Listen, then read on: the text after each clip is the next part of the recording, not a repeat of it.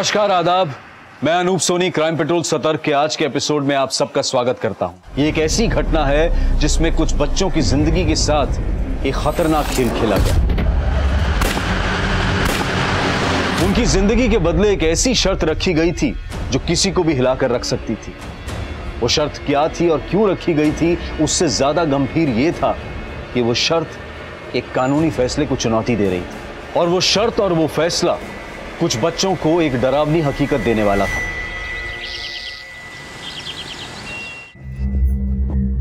Ruby, इतनी सुबह सुबह कहाँ जा रही हो?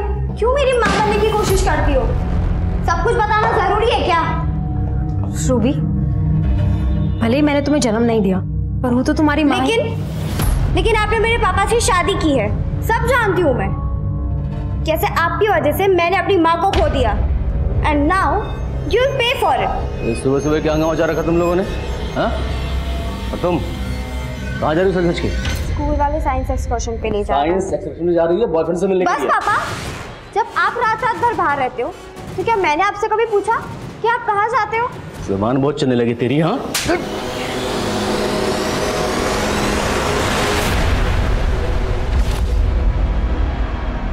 रूबी, रूबी, एक लड़की नहीं समझती तुझसे, इसलिए शादी की थी।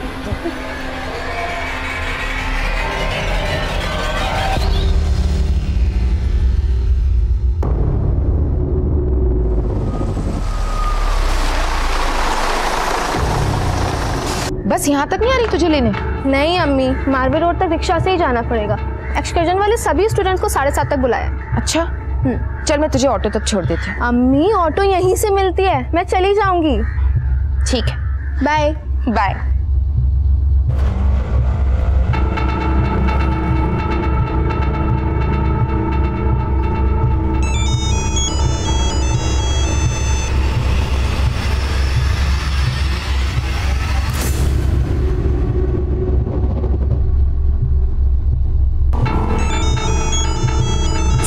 रूबी, ला मैं एक बार तेरे पापा से बात कर लेती हूँ कि हम साइंस एक्सकर्शन पे ही जा रहे हैं। कोई जरूरत नहीं है। जब उन्हें अपनी बेटी पे ट्रस्ट नहीं है तो फिर मुझे भी कोई फर्क नहीं पड़ता कि वो क्या सोच रहे हैं। क्या बातें हो रही है रूबी और इशिता? हाय मेगा, कुछ नहीं। तू बता, बाकी लड़कियां भी आने वाली थी ना? 14 गर्ल्स आनी थी ना एक्सकर्शन पे। हाँ ना यार, लेकिन सब लेट लतीफ है। कुछ लड़कियां तो फोन ही नहीं उठा रही। मेरी एकता और नसरीन से बात हुई है, ऑन द वे आती होंगी वो लोग।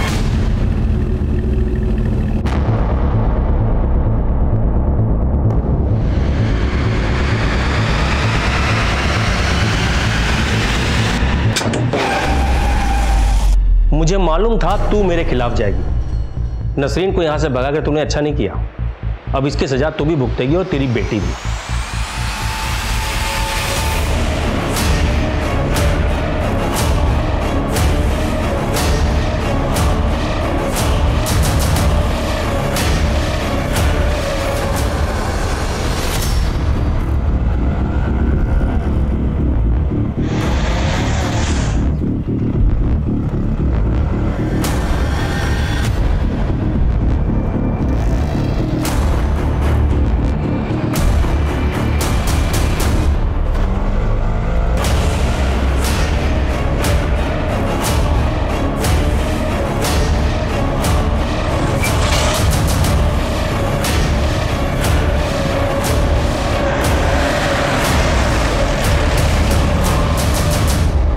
पता है, मुझे तो लग रहा था ना आज मेरी बस छूटी जाएगी।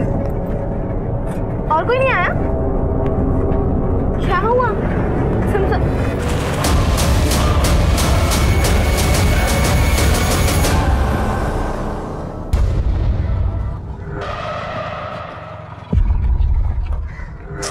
अरे मम्मी, यहाँ तो कोई भी नहीं है। ये देखो टाइम 7:35 हो चुका है। बस एग्जैक्ट 7:30 को चली गई होगी।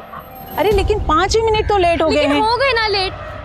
देख, बस आगे ही कहीं गई रहेगी। तो एक काम कर, तेरी फ्रेंड्स को फोन कर, वो कहाँ है देखते हैं, फिर मैं तुझे ड्रॉप कर देती हूँ। चलो सभी अपने अपने फोन इसमें डालो। फोन डालो इसमें, फोन निकालो सभी, डालो इसमें। Hello Nasreen, hello hello Nasreen. क्या हुआ बेटा? आधा चार बनती है।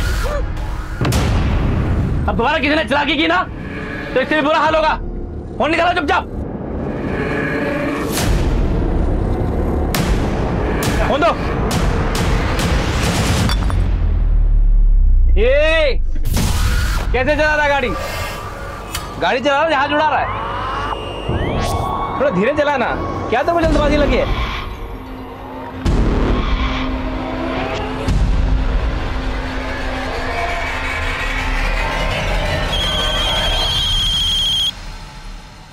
हेलो हेलो प्रिंसिपल मैम, मैं एकता की मम्मी बोल रही हूँ। एकता, विच क्लास? 12th A। तो इतने सुबह सुबह आप मुझे क्यों फोन कर रहे हो? मैडम, एकता और उसके 12th A के स्टूडेंट्स साइंस एक्सकर्शन के लिए जाने वाले थे ना आज। Science excursion? ऐसा तो कोई एक्सकर्शन मेरे स्कूल में प्लान ही नहीं हुआ है।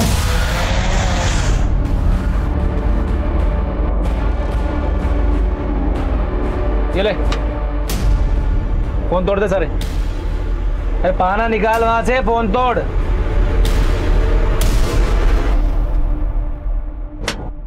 अरे जोर से मारना।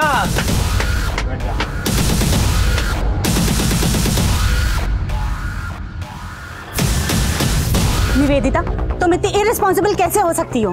तुम्हें कैसे कुछ नहीं पता? मैम, जब मैंने साइंस एक्सकर्शन का परमिशन ही नहीं दिया है तो मुझे कैसे मालूम होगा? और मुझे क्या, वो 12th स्टैंडर्ड A सेक्शन के क्लास टीचर को भी कुछ नहीं पता है। तो फिर ये एक्सकर्शन ऑर्गेनाइज किसने किया? यही तो मुझे समझ में नहीं आ रहा मैम। वो एकता को भी उस बस में कितने लड़कियां हैं ये पता नहीं है, और जिन गिन चुने लड़कियों के बारे में उसको पता है उन सबका फोन बंद आ रहा है। अभी हम उनके पेरेंट्स को फोन करेंगे, वो तो सब पैनिक हो जाएंगे ना मैम। मुझे कुछ ठीक नहीं लग रहा। आई थिंक हमें पुलिस को इन्फॉर्म करना चाहिए।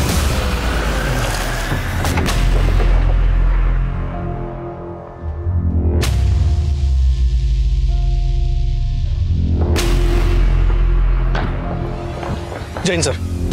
जय हिंद। क्या बात है गौतम, बड़ी हड़बड़ी में? सर अभी कंट्रोल रूम में फोन आया था कि एक हिट एंड रन का केस है। ठीक है, देखो सर।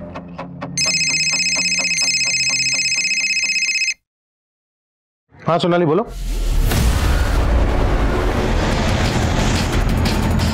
हटो हटो हटो हटो हटो।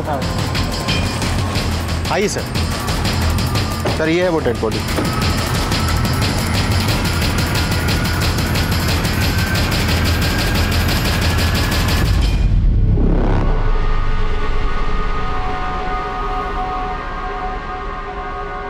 क्या हुआ इसके साथ? सर एक विटनेस ने बताया कार ने इसे टक्कर मारी और कार वाला भाग गया। गाड़ी का नंबर किसी ने देखा? नहीं सर, लेकिन विटनेस का कहना है कि ब्लू कलर की सिडैन कार थी। सर ये आई कार्ड नहीं। अनुज सक्सेना, ये तो सिविल कोर्ट के आदमी का आई कार्ड है। एक तरफ अनुज सक्सेना का हिट एंड रन केस था, तो वहीं दूसरी तरफ MDM स्कूल की लड़कियों की जान खतरे में थी।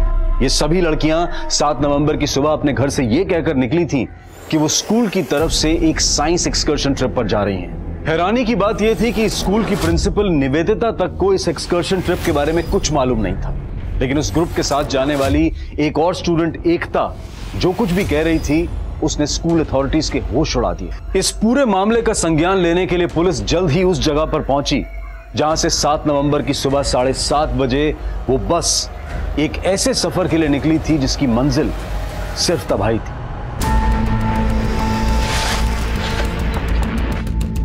सब मैं सच कह रही हूँ। हमारी क्लास की मॉनिटर ने हम सबको बताया था इस साइंस एक्सकर्शन के बारे में, लेकिन मैं लेट हो गई। और सर, जब मैंने नसरीन को कॉल किया तो उसके रोने की आवाज आ रही थी। ऐसे लग रहा था जैसे कि कोई उसे मार रहा है। Nasreen, hello hello Nasreen. और फिर सर उसका फोन भी बंद हो गया। सर अभी नसरीन का, रूबी का, 12th A की काफी लड़कियों का फोन नहीं लग रहा है। लेकिन आप कह रही हैं कि आज आपके स्कूल की कोई साइंस एक्सकर्शन थी नहीं, और एकता कह रही है कि इनकी क्लास मॉनिटर ने सभी लड़कियों को यहाँ पर 7:30 बजे आने की इंस्ट्रक्शंस दी थी। क्या नाम बताया तुमने अपनी क्लास मॉनिटर? सर मेघा, उसी ने हम सबको बताया था इस एक्सकर्शन के बारे में। मेघा, कल तो संडे है, फिर अचानक से साइंस एक्सकर्शन कैसे प्लान हो गया? ये तो अच्छी बात है ना, घर पे संडे वैसे ही बोरिंग हो जाता है। और कल का संडे ना बहुत एक्साइटिंग रहेगा। You know, all girls trip है ना रूबी? वैसे मेघा, ये एक्सकर्शन पे जाने का वाले है? कल तक इसे सीक्रेट रहने दो। कल सुबह शार्प 7:30 पे मारवे रोड की क्रॉसिंग पे पहुंच जाना तुम। सर मेघा ने हमें ये भी नहीं बताया था कि हम यहाँ से जाने कहाँ वाले। अच्छा एकता, टोटल कितने स्टूडेंट जाने वाले थे एक्सकर्शन पर? सर हमारी क्लास में 14 लड़कियां हैं और सभी जाने वाली थी। वेदिता, बस का कुछ पता चला? नहीं मैम। आप? सर मैं वसुंधरा कश्यप, MDM स्कूल की co-owner and managing director. Sir this is really very serious matter, please आप उस बस का पता कीजिए। सर उस बिल्डिंग के वॉचमैन ने बताया कि सुबह यहाँ काफी लड़कियां खड़ी हुई थी जिन्हें एक बस पिक करके ले गई।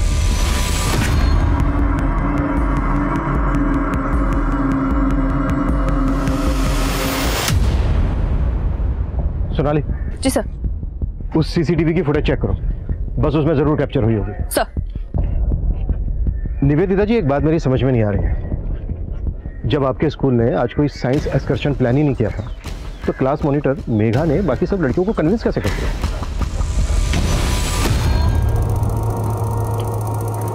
मेघा, तू जवाब क्यों नहीं दे रही है? ये सब तेरा कोई प्लान है ना? तूने हमें फंसाया ना यहाँ पे। क्या रे, क्या कुछ भी चल रही है तुम्हारी?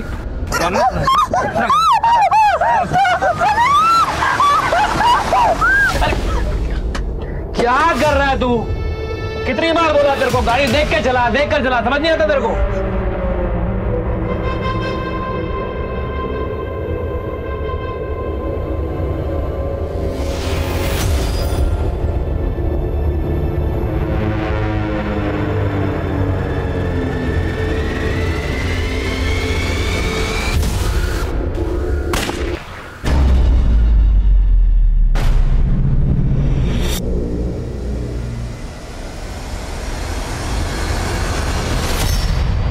ये बस आपके स्कूल की है?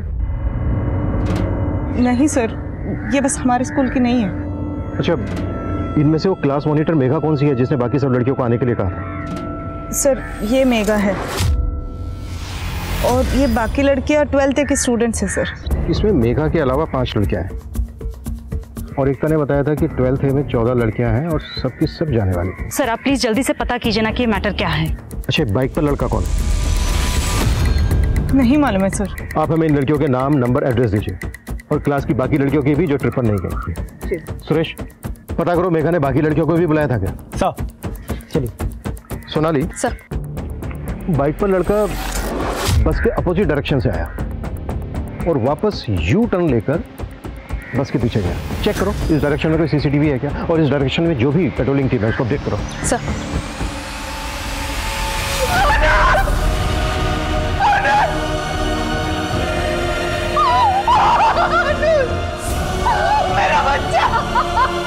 देखिए, अनुज को यहाँ से कुछ दूर वल्लभ रोड पे एक ब्लू कलर के सेडान कार ने टक्कर मारी थी और टक्कर मार के वो कार वाला भाग गया।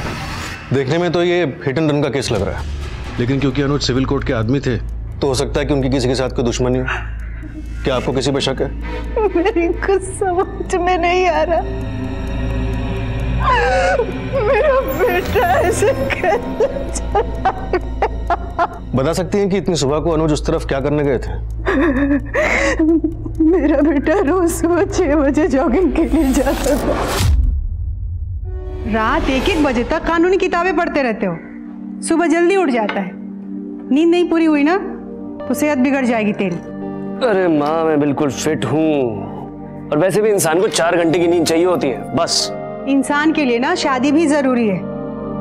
मैं मानती हूँ कि जिस लड़की से तू शादी करना चाह रहा था उससे तेरी शादी नहीं हुई, मगर अब क्या पूरी जिंदगी बिना शादी के गुजार देगा?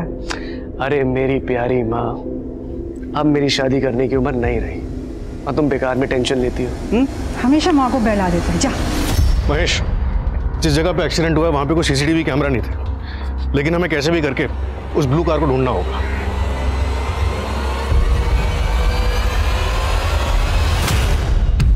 सर। हाँ, जितना जल्दी पॉसिबल हो उतना। सर मैंने पता किया है, क्लास की बाकी की 7 लड़कियां स्टोर के लिए निकली नहीं थी, लेकिन सर मेघा ने उन्हें भी आने के लिए बोला था।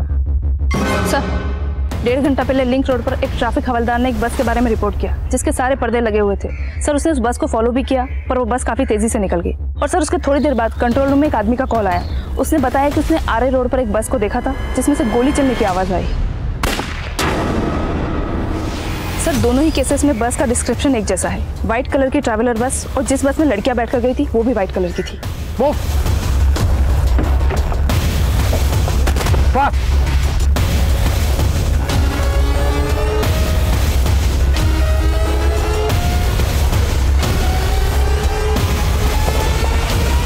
ये तो वही बस है, पर इस बस को यहाँ क्यों रोका गया होगा?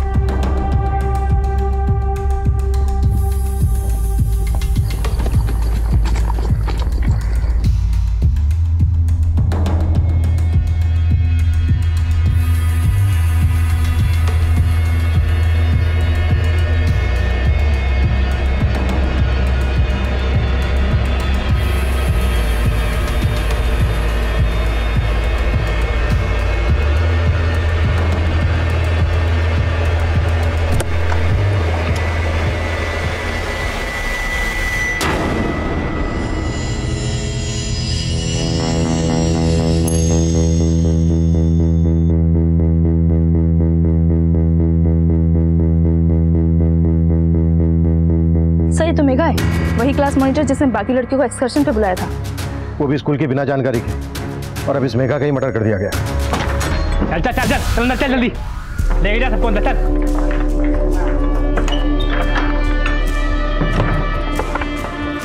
क्या देख के रहा, बिठाना सबको। चल बैठ, चल चल चल चल बैठ, बैठ लीजिए।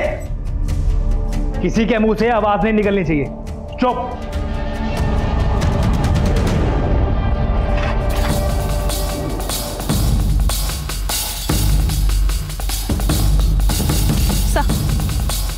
कुछ ही दिन पहले इंटेलिजेंस ने कुछ टेररिस्ट के शहर में छुपे होने की इंफॉर्मेशन पास आउट की थी। सर, जिस तरह खुलेआम चलती सड़क पर गोली चलाई गई, कहीं ये किसी टेररिस्ट एक्टिविटी से जुड़ा हुआ मामला तो नहीं? किसी भी पॉसिबिलिटी से डिनाई नहीं किया जा सकता। मैं एटीटी को इसकी जानकारी देता हूँ, तब तक तुम पता करो ये बस किसके नाम पर रजिस्टर्ड है, और स्कूल की प्रिंसिपल निवेदिता और एमडी वसुंधरा, इन दोनों को बुलाओ सर। और हाँ, मीडिया को इसकी तनिक भी भनक नहीं लगनी चाहिए। Right sir. सर, ये तो वैसी ब्लू कलर की सेडान कार है जिसे अनुज सक्सेना का एक्सीडेंट हुआ था। हाँ, लेकिन जिस तरह से अनुज के घर के बाहर खड़ी है गाड़ी, ऐसा लग रहा है कि अनुज के घर से बाहर निकलने का वेट किया जा रहा था और फिर पर्पसली इसका पीछा किया जा रहा है। पता करो ये गाड़ी किसके नाम रजिस्टर्ड है। सर,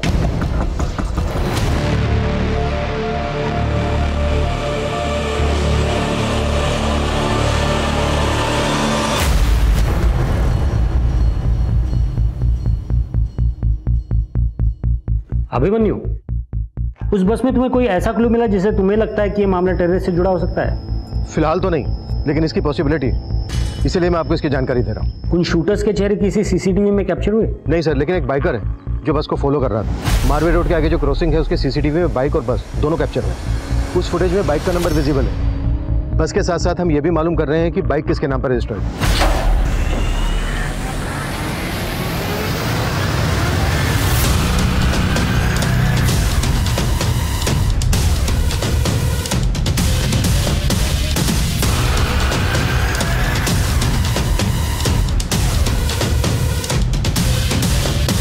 सोच रही हो यही ना कि ये सब तुम्हारे साथ क्यों हो रहा है?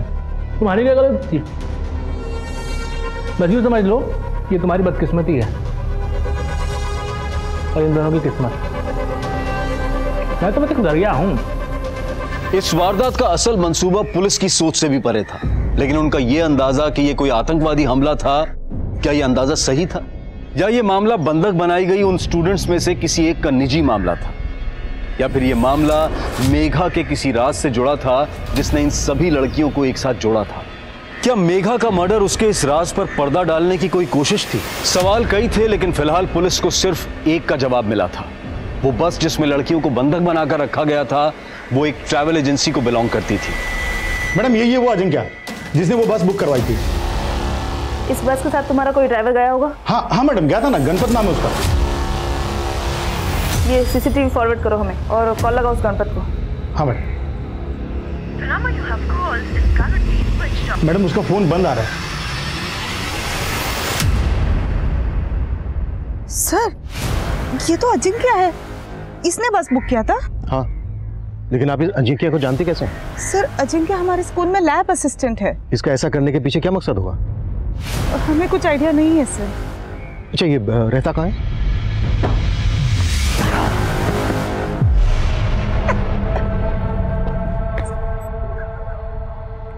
अरे इतना भी क्या सोच रहा है तू? सब तेरी तो है, कौन सी पसंद है उठा ले। मुझे तो ये जख्मी बिल्ली पसंद है।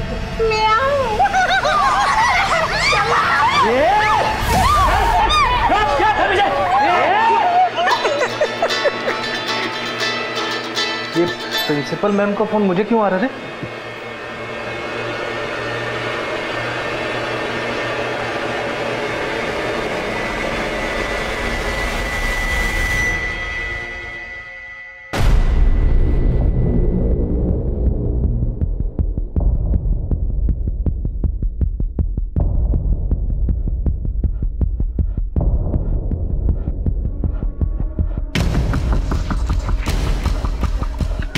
सर अजिंक्य फोन नहीं उठा रहा है सर।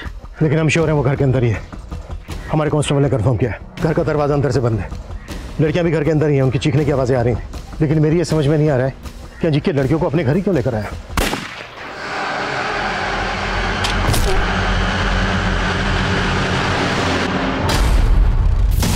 यार तू गिर गया हुआ है। सैटरडे बार गेम चालू कर अपना सर।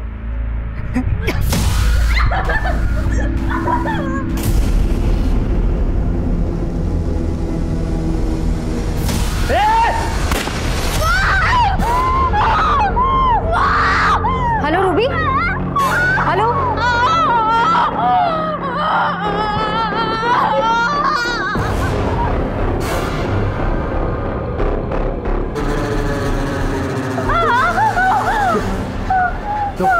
एकदम चुप। तू तो बड़ी स्मार्ट निकली। फोन छुपा के बैठी थी, हमें पता ही नहीं चला। एड्रेस भेजो, बैकअप टीम चाहिए इमीडिएटली। हेलो हेलो एकता, वो मैं रूबी की माँ बोल रही हूँ। रूबी का फ़ोन आया था मुझे, लेकिन उसका फ़ोन कट हो गया। मैं वापस से कॉल लगा रही हूँ, लेकिन उसका फ़ोन नहीं लग रहा है। तुम मेरी रूबी से बात कर पाओगी क्या? पर आंटी मेरी तो बस मिस हो गई थी। आपको प्रिंसिपल मैम ने कुछ बताया नहीं क्या? क्या नहीं बताया?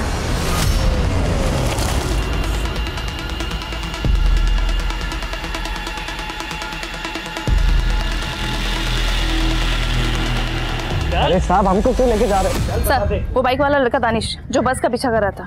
हाँ सर, उसे अरेस्ट कर लिया है। मैंने अजिंक्य और दानिश की फोटोग्राफ एटीटी को भी भेजी, लेकिन वहाँ से अभी तक कोई ऐसा क्लू नहीं आया कि इनका संबंध एंटी सोशल ऑर्गेनाइजेशन से भी हो सकता है। एक काम करो, कुट्टो दानिश को पता करो दानिश का अजिंक्य से कोई कनेक्शन है क्या। अगर है तो मकसद पता करो। ओके जी सर। मैडम क्या हुआ?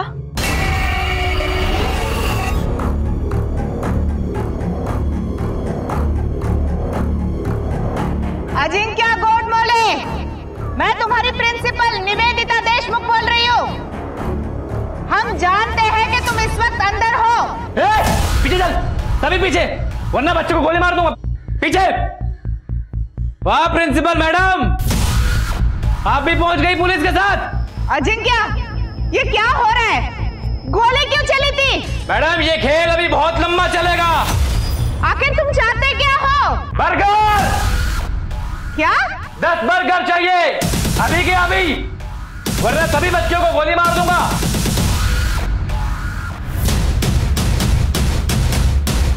नहीं, मैं सच बता रहा हूँ मैडम।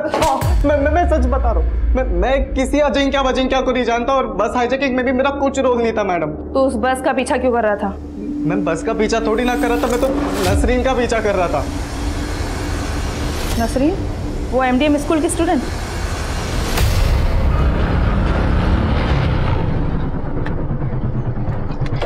कहाँ जा रही है? आपको मतलब? ए, नसरीन अदब से बात कर, तेरा होने वाला शोरूम है। मुझसे निकाह करने के सपने देखना आप बंद कर दो। अच्छा चल घर चलते को अब्बू के सामने ही सुधारता हूँ। आजा नसरीन।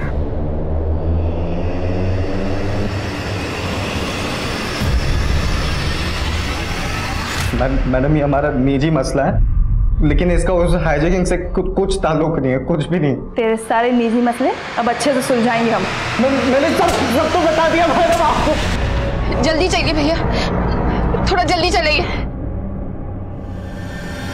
मैंने तय कर लिया, नसरीन का निकाह होकर रहेगा। सिर्फ 16 साल की है ये, पढ़ने लिखने की उम्र में आप इसका निकाह कराना चाहते हैं? अच्छा, इसके बालों का रंग और कपड़ों का ढंग देख के लगता तो नहीं कि इसका पढ़ाई लिखाई में दिल लग रहा है।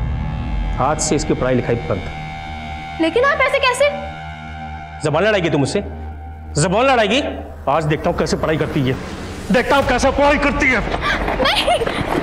हट हट नसरीन बेटा, नसरीन बेटा। ले, जल के खाक हो गए तेरी बेटी के सपने।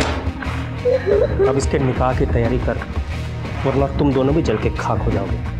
मेरी नसरीन से अपने बेटे का निकाह करा के मेरे मरे हुए शौहर की जायदाद पर अपने बेटे का हक कायम करवाना चाहते ना, लेकिन मैं ऐसा हरगिज़ नहीं होने दूंगी। अगर ऐसा नहीं हुआ ना तो बहुत बुरा हो जाएगा तबस्सुम, कहर आ जाएगा, कहर। घर को तो चारों तरफ से घेर लिया है, लेकिन अगर हमने जबरदस्ती घर के अंदर घुसने की कोशिश की तो लड़कियों की जिंदगी के लिए खतरा हो सकता है। सुरेश, वो विंडो देख रहे हो? क्या था? टेरेस पे से किसी भी तरह से उस विंडो पर कैमरा लटकाओ ताकि हमें अंदर की एग्जैक्टली सिचुएशन पता चले।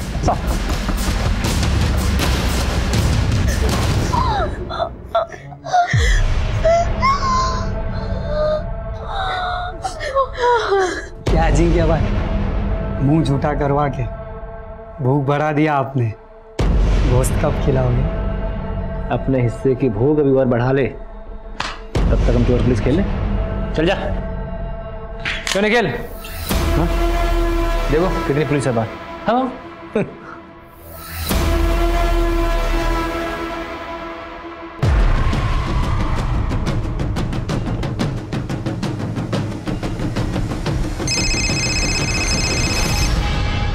हाँ बोलो।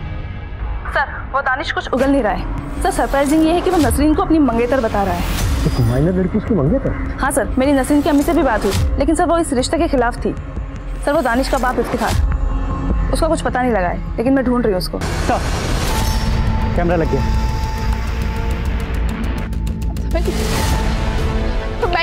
मैडम मुझे मेरी बच्ची के पास ले चलिए प्लीज।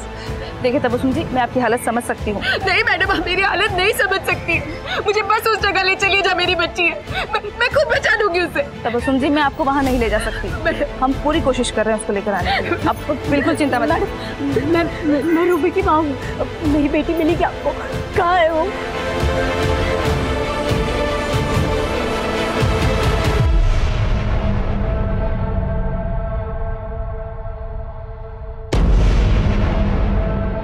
अजिंक्य के साथ दो लोग अंदर और भी हैं, उनमें से एक ही है। पहचानते हो? सर, ये तो निखिल है, हमारे स्कूल का कंप्यूटर टीचर है ये। आपके स्कूल का कंप्यूटर टीचर? हाँ। आपके स्कूल के लैब असिस्टेंट के साथ आपके स्कूल का कंप्यूटर टीचर भी मिला हुआ है। अभी आप यही कहेंगे कि आपके स्कूल का अंदरूनी मामला नहीं? Sir, we all are shocked. हमें कुछ नहीं समझ में आ रहा, हमें नहीं पता कि ये सब क्या हो रहा है। सर, ये तीसरा आदमी कौन है? सर, इसका तो चेहरा भी नहीं दिख रहा है, मैं सही से नहीं बोल सकती ये कौन है। सर ये देखिए, कपड़े निकाल, कपड़े निकाल, कपड़े निकाल, कपड़े निकाल, वरना उस लड़की की तरह गोली मार दूंगा तुम दोनों की भी, समझी? इंस्पेक्टर, बहुत शौक है ना तुझे भी देखने का? आप लाइव देख। कैमरा हटाओ, कैमरा हटाओ, क्विक, विंडो से कैमरा हटाओ। देखो, हमने कैमरा हटा लिया है, प्लीज बच्चों को कोई नुकसान मत पहुंचाना। इंस्पेक्टर, अभी तो सिर्फ शुरुआत है, आगे आगे देख होता है क्या। अजिंक्य का मकसद तो आप लोग गैस नहीं कर पाए। अब आपके स्कूल के कंप्यूटर टीचर निखिल के बारे में आप लोगों का क्या कहना है? सर, मैं उसके बारे में ज़्यादा कुछ जानती नहीं सर। वो सिर्फ 3 हफ्ते पहले ही हमारे स्कूल ज्वाइन किया। What? सिर्फ 3 हफ्ते पहले? यानी मिड टर्म में ही आपने उसको ज्वाइनिंग दे दी? सर, वो क्या हुआ, हमारा जो ओल्ड कंप्यूटर टीचर है उसने अचानक से जॉब छोड़ दिया, हमें बताया भी नहीं। और निखिल का जो रेज्यूमे था वो मेरे पास पहले से ही था, तो मैंने उसको इंटरव्यू के लिए बुला लिया। आपका जो क्वालिफिकेशन है इस जॉब के लिए सूटेबल है, बट मेरा एक क्वेश्चन है, इंदौर के इतने रेप्यूटेड स्कूल में आप कंप्यूटर टीचर थे, तो उस जॉब को छोड़ा क्यों? मैम, मैं वो जॉब कभी छोड़ना ही नहीं चाहता था, लेकिन मेरी माँ की किडनी फेल हुई और उनका ट्रीटमेंट यहाँ मुंबई में चल रहा, तो इसलिए मुझे मुंबई शिफ्ट होना पड़ा। और जो सैलरी पैकेज मैंने उसको ऑफर की, उसने उसमें तुरंत मान लिया। 3 हफ्ते पहले आपके ओल्ड कंप्यूटर टीचर ने जॉब छोड़ी, उसकी जगह पर आपने निखिल को रख लिया, और 3 हफ्ते के अंदर ही निखिल ये कांड कर देता है। हो क्या रहा है ये? निखिल अजिंक्य को पहले से जानता था? सर, ऐसा तो नहीं लगता है सर, उन दोनों का प्रोफाइल तो बहुत ही अलग है, तो हमें तो कभी लगा नहीं कि वो एक दूसरे को जान सकते। हमें निखिल की डिटेल्स दीजिए। जी सर। जितना जल्दी हो सकता है उतना जल्दी। जी सर। सर, मेरी बेटी को कुछ पता लगा?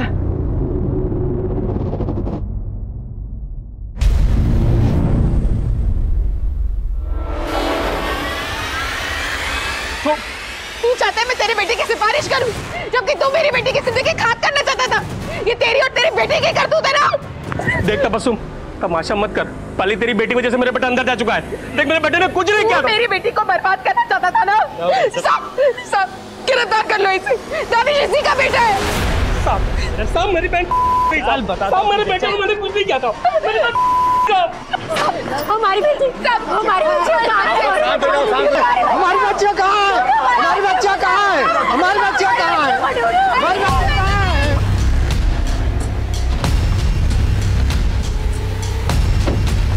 सर, एक इंफॉर्मेशन मिली। अनुज सक्सेना के मर्डर केस में अजिंक्य का नाम सामने आया है। हाँ सर, जिस ब्लू सेडान कार से अनुज सक्सेना का एक्सीडेंट हुआ था, उसके ओनर संजय गेरू ने बताया कि उसने 2 हफ्ते पहले वो गाड़ी उसने अजिंक्य को बेची थी। उसके पास डिलीवरी नोट भी है, लेकिन अभी तक गाड़ी के पेपर अजिंक्य के नाम पे ट्रांसफर नहीं हुए। तो अजिंक्य का अनुज सक्सेना के मर्डर में भी हाथ? निखिल, तूने तो बोला था कुछ ही घंटों में ये काम खत्म हो जाएगा और उसके बाद हम ये शहर से बाहर निकल जाएंगे। शाम होने को है, पुलिस ने चारों तरफ से घेर रखा है। यहाँ से बाहर कैसे निकलेंगे? आगे का प्लान? अरे उस बस में मर्डर करना ही नहीं चाहिए था। ना वो बस छोड़ना पड़ता और ना यहाँ फंसते। इस चक्कर में गोश्त खाने ही नहीं मिला। अरे तुम लोग अभी मेरा प्लान समझे नहीं। अब मैं कुछ ऐसा धमाका करूंगा ना कि पुलिस खुद हमें बाहर का रास्ता दिखाएगी।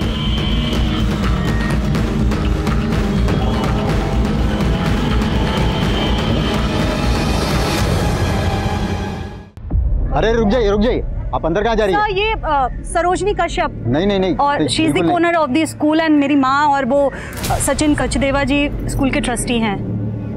हेलो निखिल, अजिंक्य, मैं वसुंधरा कश्यप, हमारे स्कूल की मैनेजिंग डायरेक्टर। अरे मैडम, हमारे तो ऐसे बोल रही है जैसे हमारा हिस्सा हो उसमें। हाँ, तुम्हारी क्या मांगे हैं? कितना पैसा चाहिए तुमको? अरे पैसा नहीं चाहिए। तो क्या चाहते हो तुम?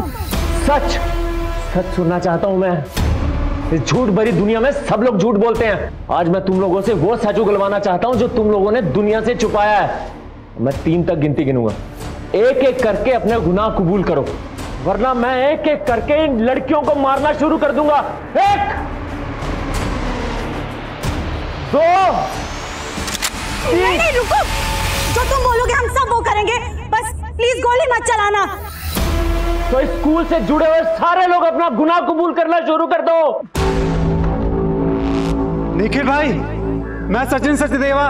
मैंने एक बार अपने दोस्त से 5000 रुपए उधार लिया था, लेकिन मैंने आज तक उसको वापस नहीं किए। चुप सच के देवा, ये कॉफी शो चल रहा है क्या? गुनाह समझ में नहीं आता? मर्डर, लूट, रेप, मैं करके बताऊं? गुनाह करके बताऊं?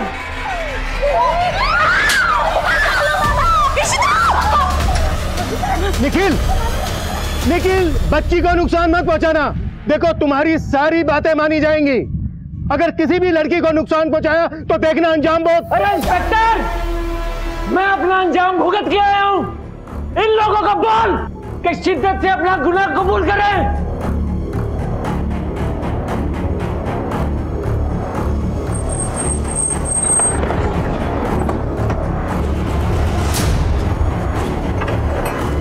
काला तो लाइट ऑन करो, तलाशी लो एक एक चीज की।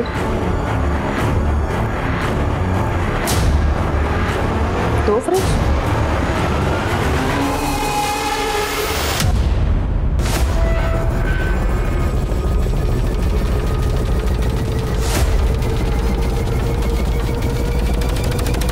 निखिल जैन, तू सबके गुनाह कबूल करवा रहा है ना? तेरे 2 गुनाह मेरे पास भी हैं। 3 महीने पहले तेरी माँ गायब हो गई थी। पता है कहाँ है तेरी माँ? तूने खुद अपनी माँ को मार डाला। 3 हफ्ते पहले तुझे कंप्यूटर टीचर की जॉब मिली थी, वो इसलिए क्योंकि तूने पिछले कंप्यूटर टीचर को मार डाला। अरे वाह इंस्पेक्टर, आखिर मेरे घर भी पहुंच ही गए। हाँ, और रेफ्रिजरेटर भी चेक कर लिया, लेकिन मेरे कलेजे के अंदर जो ठंड जमी पड़ी है वो नहीं जानना चाहोगे? देखो निखिल, हम तुम्हारी सफाई सुनने के लिए तैयार हैं, लेकिन पहले उन बच्चियों को छोड़ दो। मैं पूरी कोशिश करूंगा तुम्हें सजा से बचाने के लिए। अरे नहीं चाहिए तेरी भीख, लेकिन मैं अपना दान पुण्य जरूर पूरा करूंगा। अब तक तो तुम सुना रहे थे ना, अब देख, अब अजिंक्य अपनी कहानी सुनाएगा। क्या ये? आज कोई भी बिना गुनाह कबूल किए नहीं मरेगा। चल अपना गुनाह कबूल कर। चल चल चल, बता, सच बता, चल बोल। मैंने स्कूल की माइनर लड़की को अपने प्यार के जाल में फंसाया था। पर सर, मैं बाकी स्टूडेंट्स को झूठ नहीं बोल सकती। देखो मेगा, क्या फर्क पड़ता है, तुम और मैं तो साथ में है ही ना, बाकी सब भी घूम लेंगे। पर सर, मेघा जैसा कह रहा हूं ना वैसा करो, वरना तुम जानती हो मैं क्या कर सकता हूं।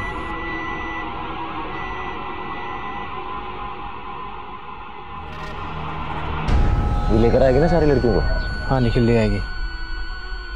निखिल मेरी समझ में नहीं आ रहा तुम क्यों कर रहे हो ये सब? देख, जितना बोल रहा हूँ उतना कर, वरना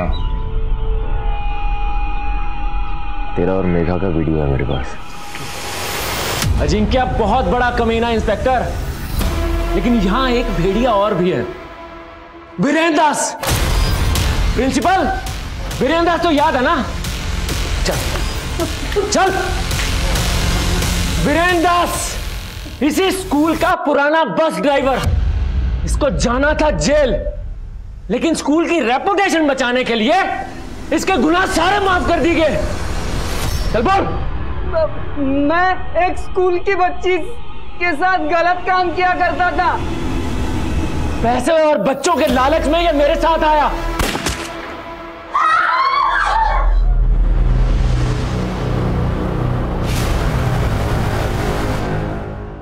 अंदर 3 लोग थे, एक को गोली लगी थी, बचे 2, दोनों आपस में इंगेज है। सही मौका है।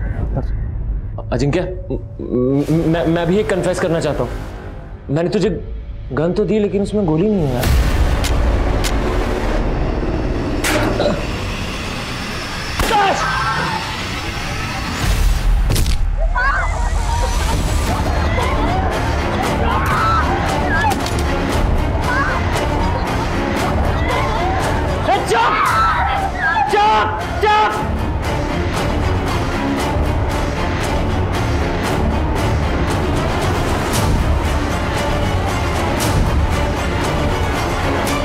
निखिल, तुम मुझे ये बताओ कि तुम्हारा सरोकार किससे है?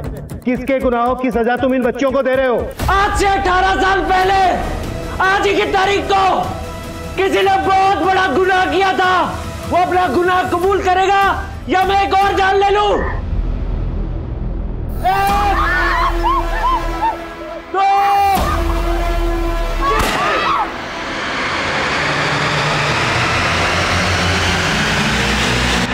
अपना गुनाह कबूल करो, वरना अभी भी 5 जाने बाकी है। 1, 2। नहीं विक्रांत, मैं जानती हूँ तुम निखिल नहीं हो। विक्रांत हो। विक्रांत को तो तूने 18 साल पहले ही मार दिया था वसुंधरा, और तुम्हारे उस गुनाह में अनु सक्सेना भी शामिल था।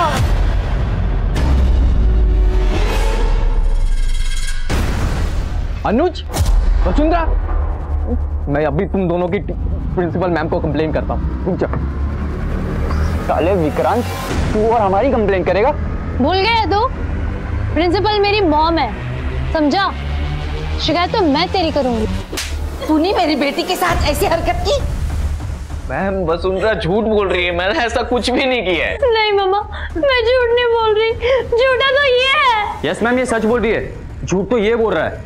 अगर मैं वहां नहीं होता तो पता नहीं है वसुंधरा के साथ क्या करता। अनुज भी झूठ बोल रहा है। मैंने पिछली बार भी तुझे स्कूल में फिल्म देखते हुए पकड़ा था, तभी मैंने तुम्हें सिर्फ वार्निंग दी थी, लेकिन अब मैं पुलिस में जाऊंगी। उस सजा ने उस विक्रांत को तभी मार दिया था। जुवेनाइल कोर्ट ने भी मेरी बात पे भरोसा नहीं किया, मेरे खिलाफ एक झूठा फैसला सुना दिया, और सजा के बाद मुझे एक झूठा नाम दे दिया, निखिल, और बोला कि अपनी नई जिंदगी शुरू करो। अरे कैसे करता? मेरी माँ ने भी मुझ पे भरोसा नहीं किया। विक्रांत, तू मोहल्ले की बच्चियों को चॉकलेट क्यों बांट रहा था? क्या हो गया माँ तुझे? अच्छे लगते मुझे वो बच्चे। तेरी रग रग अच्छे से जानती हूँ मैं। एक बार पहले भी तू मेरा मुंह काला करवा चुका है। अगर अब किसी कुछ किया ना। अरे मैंने कुछ नहीं किया। तो ऐसे ही सजा हो गई तुझे, हैं? रेपिस्ट कहीं का। अरे मैं रेपिस्ट नहीं हूँ। मैं रेपिस्ट नहीं हूँ। बच्चों में चिल्लाता है, देखो माँ क्या ऊपर आ रही है। रेपिस्ट नहीं हूँ। मैं रेपिस्ट नहीं हूँ। रेपिस्ट नहीं हूँ। मैं अपनी बेगुनाही कभी साबित नहीं कर पाया और इसीलिए अपनी माँ के कत्ल के जुर्म में भी गुनहगार बन गया। अजिंक्य, वीरेंद्र, वसुंधरा, ये सब लोग गुनहगार हैं। सब लोगों ने अपना गुनाह छुपाया है। अरे मेरे साथ नाइंसाफी हुई है, बस इसीलिए मैंने ठान लिया कि सबका गुनाह सबके सामने लेकर आऊंगा। और इसीलिए मैंने तुम्हारे स्कूल में कंप्यूटर टीचर की नौकरी ली। उस पुराने टीचर से दोस्ती की और एक दिन मौका मिलते उसको भी मार दिया।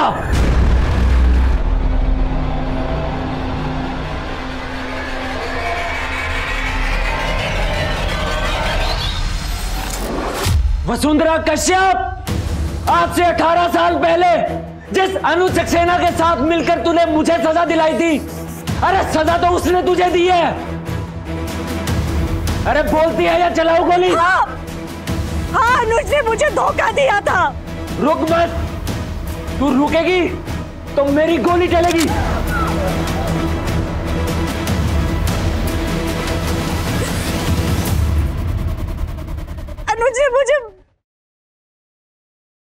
अनुज ने मुझे प्रेग्नेंट करके छोड़ दिया था। तब मैं माइनर थी, पर मैंने फिर भी अपनी बच्ची को जन्म दिया। दुनिया की नजर से उसको दूर रखा। और तेरी बेटी तेरे स्कूल में 12th A की स्टूडेंट है ना? बहुत महान काम किया तूने वसुंधरा कश्यप। अब मुझे नहीं पता कि तुझे पता है या नहीं पता है, लेकिन अनुज सक्सेना से तेरा बदला मैंने ले लिया है। आज सुबह ही उसका काम तमाम कर दिया है।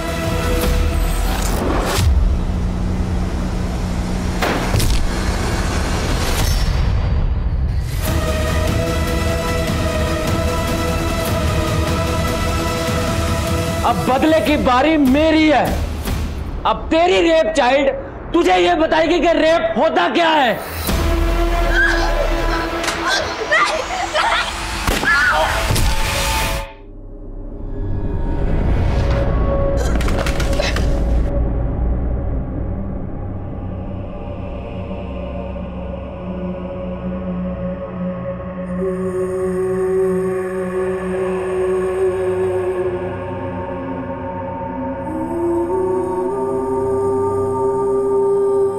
घंटे तक चली इस वारदात में पुलिस के 2 सिपाही शहीद हो गए। लैब असिस्टेंट अजिंक्य और बस ड्राइवर बीरेन, निखिल और विक्रांत के हाथों मारे गए, लेकिन निखिल पर वार करना पुलिस की मजबूरी बन गई थी। इलाज के बाद निखिल भी रिकवर हो गया, लेकिन वो लगातार यही दावा करता रहा कि 18 साल पहले उसके खिलाफ सुनाया गया वो फैसला एक गलत फैसला था, लेकिन इससे उसके द्वारा किए गए निर्मम अपराध सही नहीं ठहराया जा सकता। अगर वसुंधरा ने निखिल पर झूठा रेप चार्ज लगाया था तो उसकी बेटी इशिता और बाकी माइनर लड़कियों के साथ निखिल ने जो ज्यादती की उसे भी किसी रूप से सही नहीं ठहराया जा सकता। लेकिन सवाल यह भी उठता है कि अगर निखिल बेकसूर था तो उसकी मां ने कभी उस पर भरोसा क्यों नहीं किया। हालांकि निखिल स्कूल में फिल्म देखते हुए पकड़ा गया था। उस उम्र में काफी बच्चे इस तरह की भूल कर बैठते हैं, लेकिन इसका मतलब ये तो नहीं कि बिना सोचे समझे उन पर इतना संगीन जुर्म मढ़ दिया जाए। अगर निखिल की मां ने उस वक्त अपने विवेक का इस्तेमाल करते हुए अपने बेटे को इंसाफ दिलाने की कोशिश की होती तो शायद निखिल उस हताशा में ना तो अपनी मां की हत्या करता और ना ही इस तरह की वारदात को अंजाम देता। अब मैं अनूप सोनी आपसे विदा लेता हूं, फिर मुलाकात होगी एक और नए केस के साथ। तब तक सतर्क रहें, सुरक्षित रहें और देखते रहें क्राइम पेट्रोल सतर्क। जय हिंद।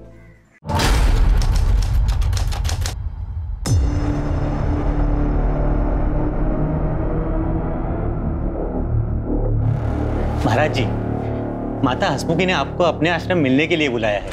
वो चाहती है कि आप उनके भजन गाएं। पागल हो गया क्या तू? मैं क्यों जाऊं उसके पास? उसे कहो अगर मुझसे गवाना है तो वो आए यहाँ मेरे पास। महाराज जी, छोटा मुंह बड़ी बात, लेकिन उनकी लाखों श्रद्धालु है।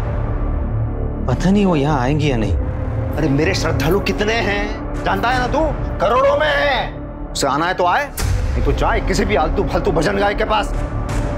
रुक्मिणी, मेरे फ्रूट्स कहाँ हैं? जब भूख मर जाएगी तब लाओगे क्या? ये फ्रिज से निकाल के रखे थे ताकि आपके गले को ना लगे। क्या है? कैसी प्लेट है ये? पीतल के बर्तन कहाँ है? और ये ऐसे है, ये पूरा का पूरा फल खाऊंगा मैं, काट के देना चाहिए ना। तू खा पाएगी? दिखा मुझे, मुंह खोल, दिखा के दिखा।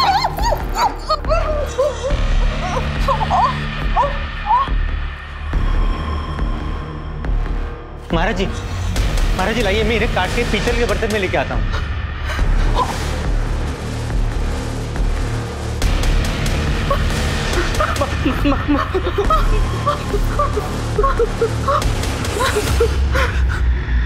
आओ सुनाऊं कथा वेद पुराण की, ये कथा है भक्त और भगवान की। जय हो, जय हो। राधे राधे राधे, बरसाने वाली राधे। महाराज जी आज तो कमाल हो गया। गाने की फीस तो 50,000 मिली ही, साथ में लोगों ने आपको 50,000 के नोटों की मालाएं भी पहना दी। ऊपर से जो नोट उड़ाए गए वो तो गिनना अभी बाकी है। विनोद, मेरे गले में माँ सरस्वती का वास है, लेकिन ये मेरी फैमिली है जो मुझे नीचा करती।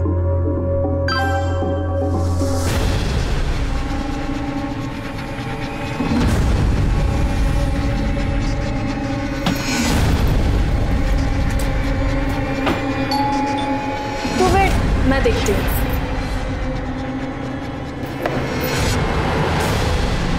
आदित्य कहाँ है?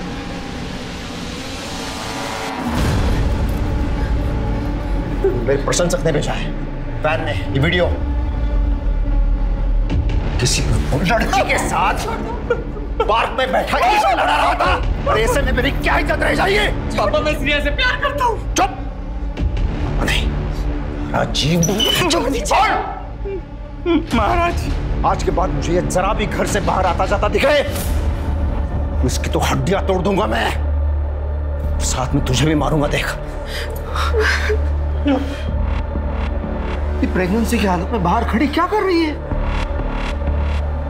तुझे बोला था ना मैंने, तेरे पेट में ईश्वर पल रहा है, तो पैदा होते ही कोई चमत्कार कर सकता है, मुझे पूरा विश्वास। चल तू अंदर जा। जी। जा।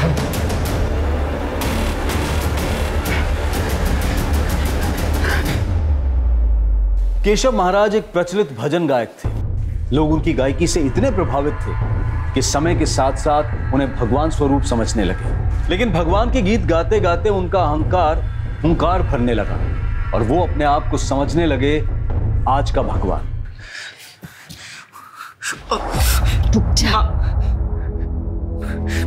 माँ, मैं श्रेया से प्यार करता हूँ और शादी भी करना चाहता हूँ, और अच्छे घर की है, पढ़ी लिखी है, तो आप लोगों को प्रॉब्लम क्या है? माँ, एक बार पापा से बात करके तो देखो, कम से कम आप लोग एक बार मिल तो लो प्लीज। मैं देखती हूँ।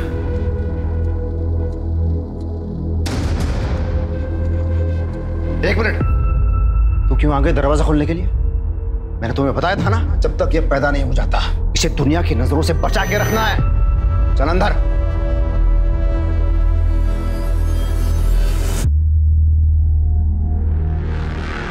मर गई थी तू? तेरे शर्मा क्यों नहीं है तू? इतने साल हो गए शादी को। चल चल चल मुझे।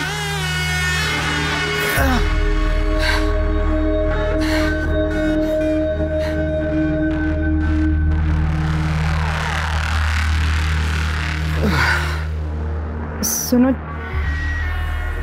एक बार आदित्य के दोस्त से मिल तो लो ना, वो दिखने में भी अच्छे और अच्छे परिवार से भी है।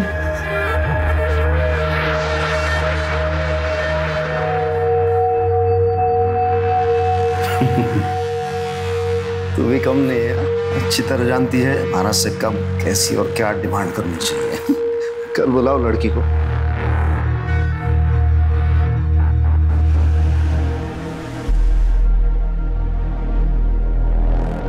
हाय। अरे बेटा आ गई, नमस्ते आंटी जी। नमस्ते, आ जाओ।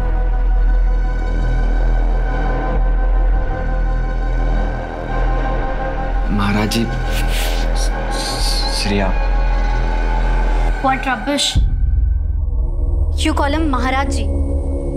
आदित्य, ये दुनिया के लिए महाराज जी है, तुम्हारे लिए तुम्हारे पापा है वो। देखो देखो, ये संस्कार है, तुम नहीं समझ पाओगी। बैठो उधर नीचे। अच्छा, मैंने सुना तुम्हारी उम्र 25 साल की है। तुम्हें पता है ना, आदित्य 20 साल का है। लड़की का 5 साल बड़ा होना, इसका मतलब क्या है? उसके उंगलियों के इशारों पर नाचना। हाँ, अगर लड़की की उम्र 5 साल छोटी हो तो शादी कराई जा सकती है। अंकल जी प्लीज बुरा मत मानना, पर आपकी बातों से पता है मुझे क्या लगता है कि आप औरतों की बिल्कुल रिस्पेक्ट नहीं करते। चुप!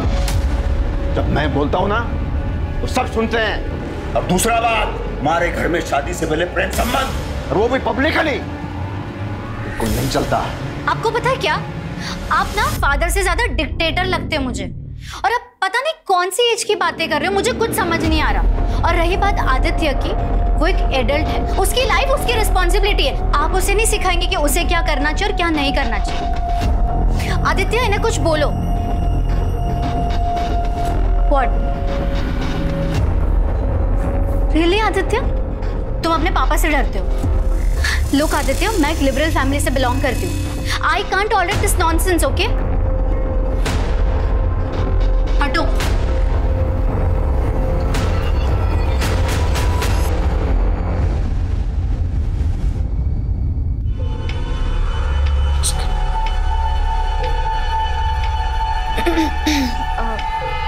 महाराज जी, श्रेया को अपनी गलती का एहसास हो गया है। वो आपसे माफी मांगना चाहती है। महाराज जी, वो फोन पर है। महाराज जी, मुझसे गलती हो गई, मैं आपसे मिलके माफी मांगना चाहती हूँ।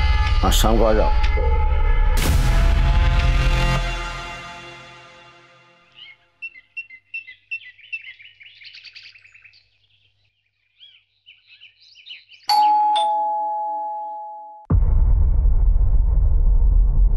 मैडम, आराध्या दीदी।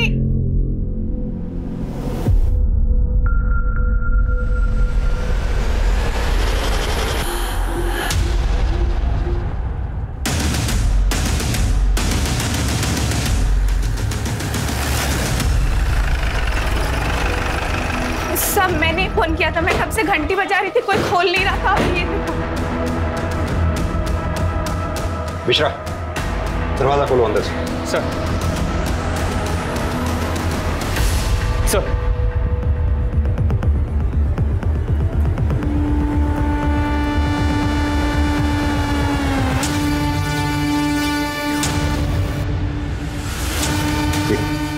एक काम करो तामिनी, आप लोग पूरे घर की तलाशी लो।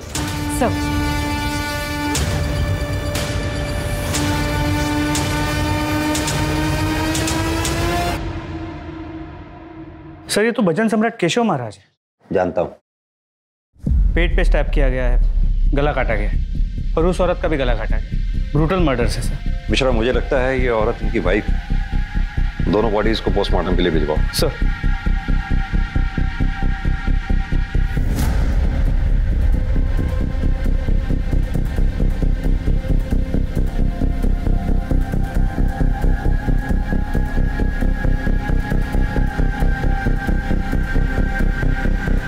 सर, ये इनकी बीवी है। मर्डर वेपन शायद ये मिसिंग तलवार ही है। एक काम करो मिश्रा, ये तलवार भी फॉरेंसिक के लिए भिजवाओ। सर, अंदर लॉकर खाली है, पूरी ज्वेलरी गायब है सर, और अंदर 2 पैक्ड बैग्स मिले हैं। Packed bags? Yes sir. इधर आओ। जी सर। घर में इन दोनों के अलावा और कौन कौन रहता है? आदित्य भैया और आराध्या दीदी, दोनों भाई बहन हैं। घर से बाहर कोई जाने वाला था? वो तो मुझे नहीं पता सर। 2 पैक्ड बैग्स मिले हैं अंदर। वो नहीं मालूम। तुम यहाँ रोज काम पे आती हो? जी साहब, सुबह शाम। पिछले 2-3 दिनों में तुमने ऐसा कुछ नोटिस किया कि घर में कोई तनाव भरा माहौल हो या आपस में कोई कहासुनी हुई हो? नहीं साहब, महाराज जी के सामने कोई कुछ नहीं बोलता। सर यहाँ आइए।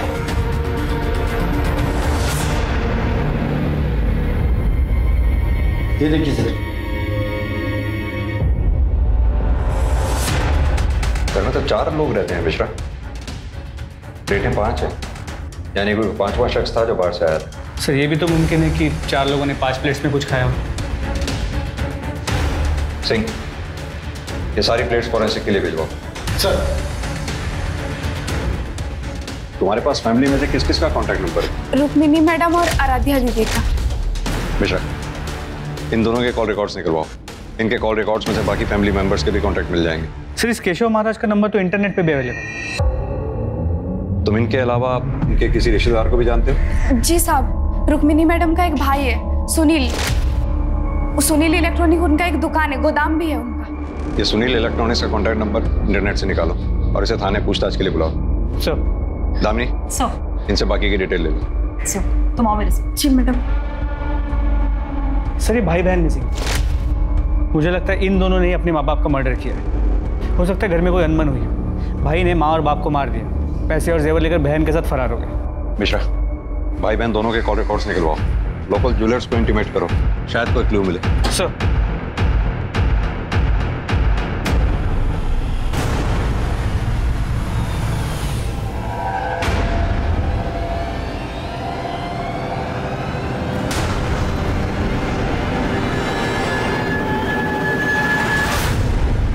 सर केशव महाराज और उसके फैमिली मेंबर्स के फोन नंबर्स मिल गए, लेकिन फिलहाल 4 नंबर्स बंद है। उन्हें सर्विलांस पे डालो। सर केशव महाराज के घर से जांच पड़ताल के लिए बहुत सारे डॉक्यूमेंट्स कलेक्ट किए हैं, उसमें ही नोटरी के पेपर्स मिले। ये तो कैंसिलेशन ऑफ डीड है। इसके मुताबिक केशव महाराज ने अपनी 3 दुकानें अपने brother in law Sunil Sharma को चलाने के लिए दी थी, जिन्हें वो इमीडिएटली वापस लेना चाहता था। सर केशव महाराज और उसकी बीवी रुक्मिनी की मर्डर का मोटिव ये हो सकता है। सर मैंने केशव महाराज के साले सुनील शर्मा को बुलाया, वो बाहर बैठा है। सर ये कैसे और क्या हो गया सर? हाँ? ये तो आप हमें बताएंगे कि क्या हो गया। सर आप जैसा सोच रहे वैसा कुछ नहीं है। अरे मेरे जीजा जी के बहुत बड़े एहसान है मुझ पर। गांव से मुझे बुला लिया उनका बिजनेस संभालने के लिए। वो जितना एक्सपेक्ट कर रहे थे उतना तो पैसा नहीं दे पा रहा था उन्हें। सर धंधा बहुत मंदा चल रहा था, इसलिए वो मुझसे गोल्ड डाउन भी ले रहे थे वापस। लेकिन हमें जो पता लगा है, केशव महाराज जी की ये कैंसिलेशन डीड है, जिसके मुताबिक वो अपने 3 गोदाम जिन्हें तुम खरीदना चाहते थे, वो तुम्हें बेचने को तैयार नहीं थे, इमीडिएटली वापस लेना चाह रहे थे। अच्छा, तो तू चाहता है ये दुकान और गोडाउन में तुझे बेच दूं? हाँ, और तू धीरे धीरे करके इसके पैसे चुका देगा। तेरे माथे पे क्या लिखा है? अरे आप गुस्सा क्यों हो रहे हैं? देखिए आपने जब दुकान और गोडाउन दिए थे तब तो वो खाली थे, मैंने धंधा जमाया। और वैसे भी आपको कोई इंटरेस्ट नहीं है ना, आप अपने भजन कीर्तन का जो बिजनेस खोला है वो चलाते रहिए। आपने जिस भाव में दुकान और गोडाउन खरीदे उसी भाव में मैं खरीदूंगा। जीजा जी रोकड़ा दूंगा, रोकड़ा। और निकल यहाँ से, और आगे की सारी बातें मेरा वकील करेगा आप तेरे साथ। तुम्हें उन्होंने बेचा नहीं, इसलिए शायद तुमने उनका कत्ल कर दिया। अरे नहीं सर, मेरी बहन का घर है, मैं उसका घर उजाड़ूंगा, उसे मार डालूंगा। क्या बोल रहे हो सर? और मुझे देख के आपको लगता है मैं ऐसा कुछ कर पाऊंगा? हमें क्या लगता है क्या नहीं, इस बात को छोड़िए। ये बताइए कि आपके दोनों भांजा और भांजी आदित्य और आराध्या इस वक्त कहाँ हैं? कहाँ छुपाया हुआ है उनको इस वक्त? छुपाया? अरे भांजी तो अजमेर में गर्ल्स कॉलेज में पढ़ती है। लेकिन हमें पता चला है कि वो यहीं थी, अजमेर में नहीं। क्या? हाँ, मेट से हमें पता लगा है कि वारदात की रात रुक्मणी पुजारी और आराध्या सूटकेसेस पैक करके कहीं जाने वाले थे। कहाँ जाने वाले थे? सर जाने वाले थे? सर मुझे जितना पता है भांजी अजमेर में कॉलेज में पढ़ती है और दीदी ने कभी बताया नहीं वो कहाँ जाने वाली थी। तुम्हें क्या लगता है ये दोनों बच्चे आदित्य और आराध्या क्या अपने माँ बाप का कत्ल कर सकते हैं? अरे भांजी का तो पता नहीं सर, पर ये आदित्य है ना बहुत इनोसेंट है। हाँ जीजाजी से नाराज जरूर था, जब वो भजन नहीं ठीक तरीके से गाता था तो जीजाजी बहुत टॉर्चर करते थे उसे। कितनी बार बोला है मैंने प्राणायाम कर, लेकिन तू नहीं करता। अरे ऐसे थोड़ी बनते हैं भजन सम्राट, उसके लिए रियाज करना पड़ता है। रुक तो ऐसे नहीं मानेगा। विनोद माचिस दे। महाराज नहीं ऐसे चिल्लाने से तेरी आवाज खुलेगी। इसके अलावा कुछ नहीं मालूम मुझे सर, कुछ नहीं। ठीक है, अभी तुम जा सकते हो, जरूरत पड़ी तो फिर बुलाएंगे। बिल्कुल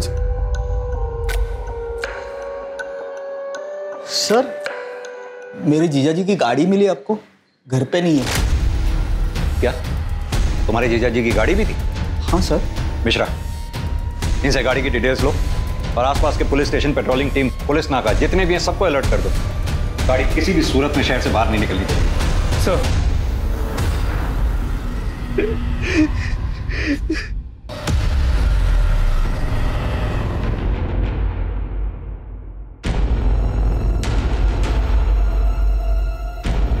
कहां पे तू? हाँ, मिल मुझे। मैंने कहा ना मिल मुझे, दिल्ली के बाहर निकलना है मुझे, जल्दी मिल। सर, केशव महाराज और रुक्मिणी की पोस्टमार्टम रिपोर्ट। यानी कि दोनों की हत्या का समय सुबह 3 से 5 बजे के बीच में ही है और हत्या किसी धारदार हथियार से हुई होना। वो ये हथियार वही तलवार है जो केशव महाराज के घर से दीवार पे से गायब है।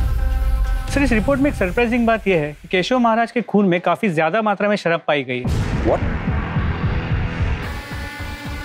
यानी कि कातिल को इस बात का आभास था कि केशव महाराज ने उस वक्त शराब पी हुई होगी और जब उसने महाराज को मारा, इसी आपाधापी में रुक्मिणी पुजारी जाग गई, जिसकी वजह से वो भी मारी गई। सर, 100% ये काम उन भाई बहन का ही है। ये महाराज अपने बेटे को टॉर्चर करता, गुस्से में बेटे ने माँ बाप दोनों को मारा। मिश्रा, अगर तुम्हारी बात मैं मान भी लूं तो मुझे ये बात समझ में नहीं आती कि आराध्या के पास क्या मोटिव हो सकता है इन सबके पीछे। तो हो सकता है कि ये भाई बहन आपस में काफी अटैच्ड हो। भाई अपनी बहन को छोड़ के जा नहीं सकता था, इसलिए अपने साथ ले गए। ये केशव महाराज के घर के आसपास कोई सीसीटीवी वगैरह मिले क्या? नहीं सर।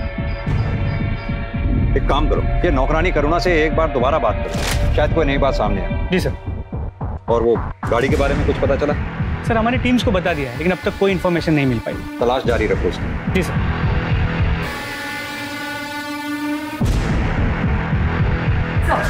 सर, ये केशव महाराज, रुक्मिणी, अदिति और आराध्या पुजारी की कॉल रिकॉर्ड्स और फोन रिकॉर्ड्स। ताज्जुब की बात है, इन सभी के मोबाइल फोन सुबह 4:10 के आसपास अपने घर पर ही स्विच ऑफ हुए। सर, सबके कॉल रिकॉर्ड्स क्लीन है। सर, सिर्फ आदित्य पुजारी के कॉल रिकॉर्ड्स में श्रेया खन्ना को काफी बार फोन किया गया और लंबी बातचीत हुई। मैंने फोन ट्राई किया पर phone switch off. Shreya Khanna का फोन सर्वेलेंस पे डालो, कॉल रिकॉर्ड्स निकलवाओ उसके। Right sir. हो सकता है कि ये आदित्य पुजारी के साथ कहीं छुपी हो। और सर, एक और बात, सर केशव महाराज के कॉल रिकॉर्ड्स पे विनोद कश्यप का नंबर मिला है। मैंने उसे थाने बुलाया। साहब, मैं केशव महाराज जी का शागिर्द हूं। साहब, मुझे यकीन ही नहीं हो रहा है कि किसी ने इतनी बेरहमी से महाराज जी को और माता जी को मौत दे दी।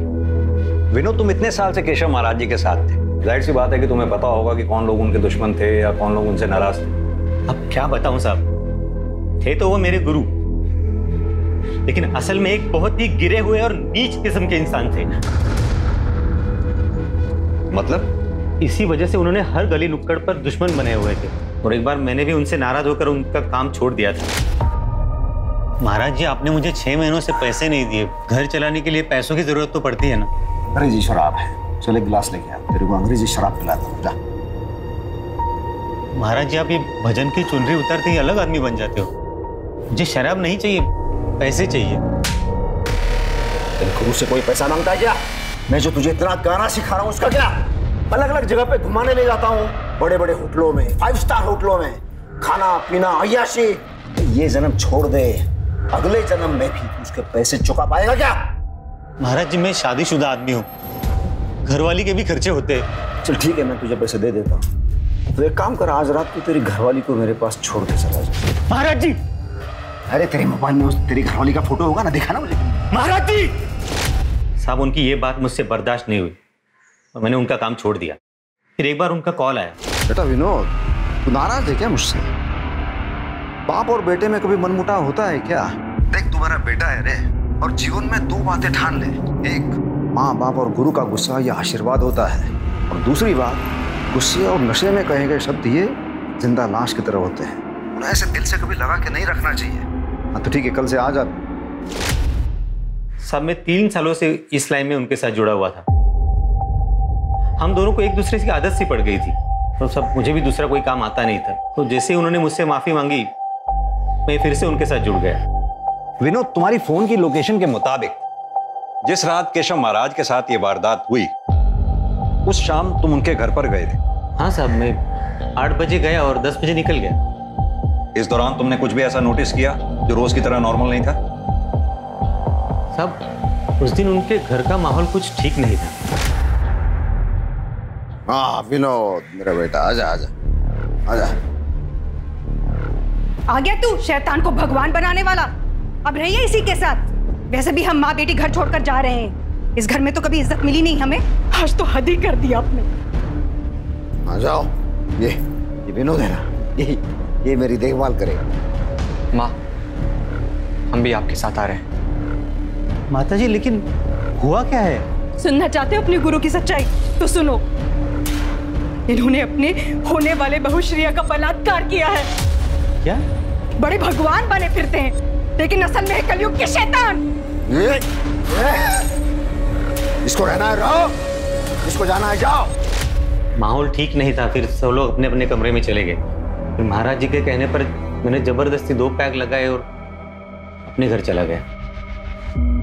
ठीक है, अभी तो तुम जा सकते हो, जरूरत पड़ी तो फिर बुलाएं।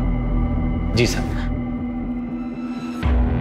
मिश्रा, विनोद के मुताबिक केशव महाराज ने सबके सामने इसकी बेइज्जती की थी, इसे पैसे भी नहीं दिए। विनोद के पास भी मोटिव हो सकता है केशव महाराज की हत्या करने का। सर वो तो है, लेकिन फिर भी ये रुक्मिणी पुजारी को क्यों मारा? सर मेरे मुताबिक सबसे ज्यादा स्ट्रांग मोटिव अब भी आदित्य और आराध्या के पास। इस महाराज ने आदित्य के गर्लफ्रेंड का रेप किया था, और ये कोई छोटी बात नहीं है।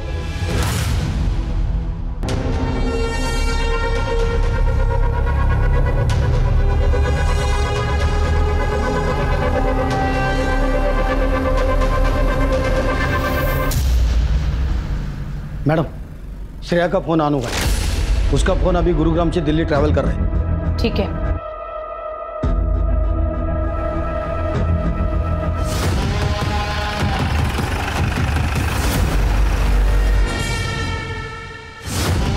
आदित्य कहाँ है? तुम पुलिस के पास भी तो आ सकती थी, इस तरह से छुपने की क्या जरूरत थी? सर मुझे किसी पे विश्वास नहीं था। जब केशव महाराज जैसा आदमी ऐसा कर सकता है, कुछ भी हो सकता है सर। महाराज जी, मुझसे गलती हो गई, मैं आपसे मिलके माफी मांगना चाहती हूँ। हाँ, शाम को आ जाओ। ड्रिंक्स? No thanks. यहाँ मेरी गोद में बैठा, आ जाओ। What? अच्छा, यहाँ मेरे पास, यहाँ पे। इसका मतलब आपने मुझे माफ कर दिया? हाँ, माफ कर दिया। आदित्य कहाँ है? सर मैंने बोला ना, मुझे नहीं पता। रेप के बाद मैंने उसे कांटेक्ट नहीं किया, और उसी समय मैंने उसका कांटेक्ट भी फोन से डिलीट कर दिया। सर मैंने अपना फोन स्विच ऑफ कर दिया था, मुझे कुछ नहीं पता उसके बारे में। केशव महाराज का अपने ही बेटे की गर्लफ्रेंड और बहू श्रेया खन्ना का रेप एक सनसनीखेज खुलासा था, और यह खबर जल्द ही पुलिस स्टेशन के परिसर से अखबार की सुर्खी बन गई। केशव महाराज, जिसे लोग ईश्वर का सेवक समझकर पूजते थे, अब उसकी छवि पर एक प्रश्न चिन्ह लग चुका था। ऐसे में पुलिस की चुनौतियां कहीं से कम होती नजर नहीं आ रही थी, क्योंकि अपराधी खुलेआम घूम रहा था और हाई प्रोफाइल केस होने की वजह से मीडिया, पब्लिक और सीनियर्स का दबाव बढ़ता जा रहा था। सर प्लेट्स की फोरेंसिक रिपोर्ट आ गई। 4 प्लेट में प्रॉपर रोटी सब्जी खाई गई थी और 1 में फ्रूट्स खाए गए। सर इससे साफ हो जाता है कि घर में सिर्फ घर वाले थे। पहले चारों ने खाना,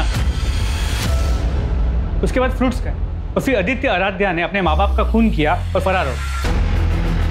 मिश्रा, ये भी तो हो सकता है कि वो 5वां शख्स, जो हमारी थ्योरी के मुताबिक कातिल है, उस परिवार का जानने वाला हो। इनफैक्ट जिस दिन वो आया था उस दिन मंगलवार भी था। हो सकता है उस 5वें शख्स का व्रत हो उस दिन। परिवार वालों ने उसके लिए फल फ्रूट्स काटे हों, जो उसने खाए भी। चूंकि आदित्य और आराध्या ये भी हमारे प्राइम सस्पेक्ट्स हैं, हो सकता है उस 5वें शख्स ने इन दोनों के साथ मिलकर वारदात को अंजाम दिया हो। और उसके बाद ये तीनों फिर फरार हो गए। सर हमारे सस्पेक्ट या कांटेक्ट में ऐसी बात कोई सामने नहीं आई जिसके मोबाइल का लोकेशन क्राइम स्पॉट के टाइम ऑफ मर्डर से मैच करता हो। साहब उस दिन मेरे जाने तक किसी ने खाना नहीं खाया था, सब गुमसुम बैठे थे, एक दूसरे से कोई बात भी नहीं कर रहा था। घर की चाबी किस किस के पास रहती है? सभी के पास। बाहर वाले के पास किसी? रुक्मिनी दीदी के भाई सुनील साहब के पास। मैंने एक बार उनको खुद से दरवाजा खोल के अंदर आते देखा था। ये रुक्मिनी मैडम के भाई साहब सुनील के अपने भांजा भांजी के साथ कैसे संबंध थे? महाराज जी तो भैया के साथ बहुत कड़क थे, लेकिन सुनील साहब अपने भांजे से बहुत प्यार करते थे। हाँ साहब, उस दिन एक बात बताना भूल गई थी, आराध्या दीदी पेट से थी। क्या आराध्या की शादी हो चुकी है? वो तो मुझे नहीं मालूम सर, घर पे कोई आता भी नहीं था और ये लोग आराध्या दीदी को किसी के सामने आने भी नहीं देते थे। जब तक ये पैदा नहीं हो जाता इसे दुनिया की नजरों से बचा के रखना है। चल अंदर। तुमने घर में किसी को ऐसी बात करते सुना कि क्यों आराध्या को वो लोग किसी के सामने नहीं आने देना चाहते थे? नहीं साहब। ठीक है, अभी तुम जा सकती हो, जरूरत पड़ेगी तो फिर बुलाएंगे। जी साहब। सर मुझे लगता है एक बार फिर से हमें सुनील से बात कर लेनी चाहिए। बुलाओ उसे। सर।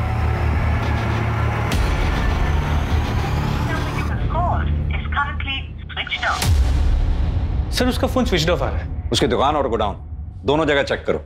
सर।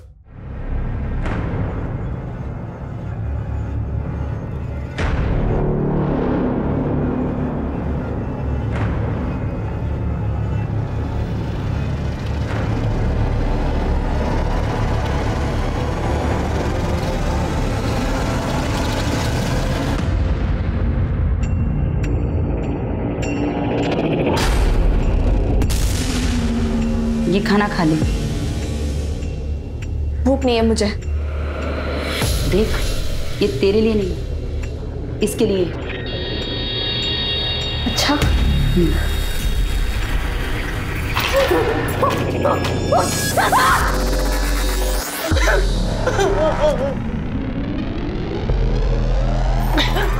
अरे आप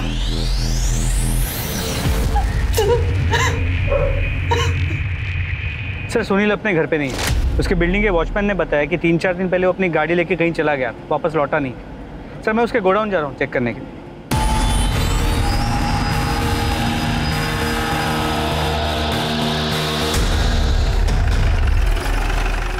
अरे क्या हुआ साहब? क्या कर रहा था? गाला को लाग लगा रहे थे साहब। क्या काम करता है? हाँ साहब। नाम क्या है? अजिंक्य। मालिक का है? मालूम नहीं साहब। पक्का? चल देखो याद दिलाते। मेरे को नहीं मालूम कुछ। ये याद दिलाने वाला धंधा है, इसके पढ़ते ही अच्छे अच्छों की याददाश्त ठीक हो जाती है। अब सीधी तरह से ये बता कि जब सुनील गाड़ी में भागा तो क्या उसके साथ आदित्य था? नहीं साहब, वो अकेले थे। अकेले थे? तो फिर वो भागा क्यों? मिश्रा जरा याद दिलाओ उसे। एक बात याद आई। वो बोल रहे थे कि केशव महाराज को मारने की सुपारी के बारे में कुछ बात कर रहे थे। साला मेरा जीजा है ना, लोगों से पैसे लूट के अभी महात्मा बना है। मुझे नहीं लगता ये दुकान और गोडाउन वो मुझे देगा, और नहीं देगा ना तो तू गांव पे वापस। तो ये सब कुछ अपना हो सकता है अगर जीजा टपक जाए, और जीजी से मैं 2 मिनट में सब कुछ अपने नाम कर लूंगा। मतलब वो मर जाएगा तो मुझे गांव नहीं जाना पड़ेगा? हाँ नहीं आएगा तू ना। वो मरेगा कैसे? कल उसकी सुपारी देता हूँ। मुझे इतना ही मालूम है सर, मुझे बाकी कुछ नहीं मालूम सर। सर अजिंक्य की बातों से लगता है कि ये पूरा कांड मामा और भांजे ने मिलकर किया है, और आराध्या भी उनके साथ। सर कहीं ऐसा तो नहीं कि इस मर्डर का कनेक्शन आराध्या की प्रेगनेंसी के साथ है? मैंने आस पड़ोस में बातचीत की है सर, किसी को आराध्या के बारे में नहीं मालूम कि वो उसी घर में रहती थी, ना ही उसकी शादी और ना ही उसकी प्रेगनेंसी के बारे में। ये आराध्या, आदित्य और सुनील, इन तीनों को ढूंढने की मुहिम तेज करो।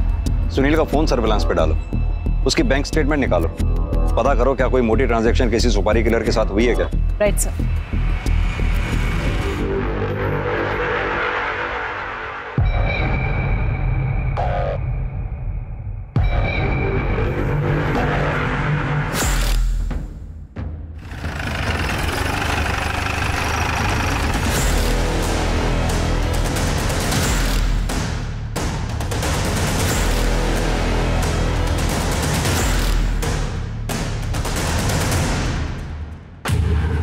मिश्रा, गाड़ी खुलवाओ।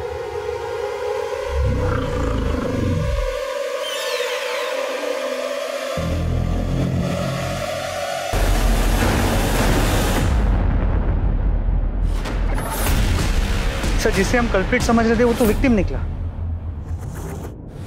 मिश्रा, गाड़ी के अंदर भी अच्छी तरह से चेक करो। जी सर।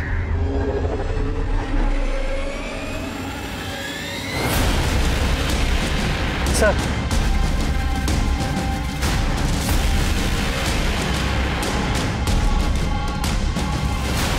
सर तो वही मिसिंग तलवार और मर्डर वेपन भी।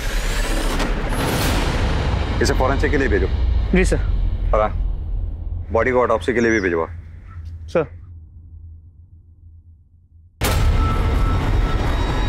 मिश्रा, वो आदमी कौन है? बात सुनो। हाँ साहब। तुम यहीं रहते हो? हाँ साहब। ये क्या है? गाड़ी का कवर है ये? तुम्हारे पास कहां से आया? ये गाड़ी खड़ी है साहब, उसी पे था।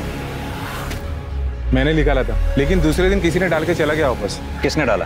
देखा तुमने? नहीं साहब। मिश्रा, मुझे लगता है कातिल या कातिल का कोई आदमी गाड़ी पे नजर बनाए रखे हुए। आसपास देखो, कोई सीसीटीवी का सोर्स मिलता है क्या? शायद उसमें कुछ दिखाई दे। सर, जगह काफी आइसोलेटेड है, सीसीटीवी कैमरा का मिलना मुश्किल है। फिर भी मैं ट्राई करता हूँ, आसपास चेक करता हूँ।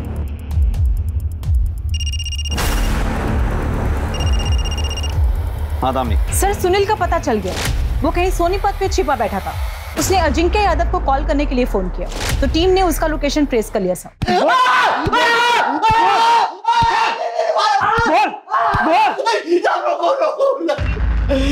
मैंने पहले ही बता दिया था आपको, मैंने किसी को नहीं मारा है। तो हम कब कह रहे हैं तूने किसी को मारा है? हम भी तो यही कह रहे हैं कि तूने अपने जीजा को सुपारी देकर मरवाया। अरे क्या कह रहे हो साहब? किसी को नहीं मरवाया मैंने। किसने बताया आपको? तेरे ही आदमी ने, अजिंक्य ने। अरे वो उसके सामने में नशे की हालत में कुछ पक गया होगा, वही आके आपको बता दिया। तो फिर भागा क्यों था?